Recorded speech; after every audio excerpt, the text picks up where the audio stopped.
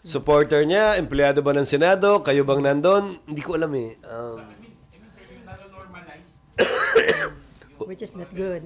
Ulitin ko, sana wag tayong mamanhid na okay lang yan at normal yan. Kaya nga sang-ayon ako at tama at kinatigan naman ng chair, si Senator Risa, sa kanyang pinoint out kahapon na wag naman gawin yan dito sa Senado. Okay, Amor.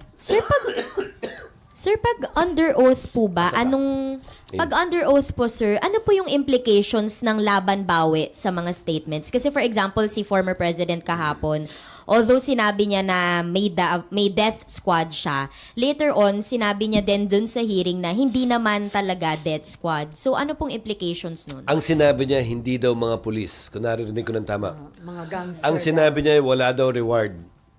Ang sinabi niya, mga gusto lang talaga pumatay, kung naalala.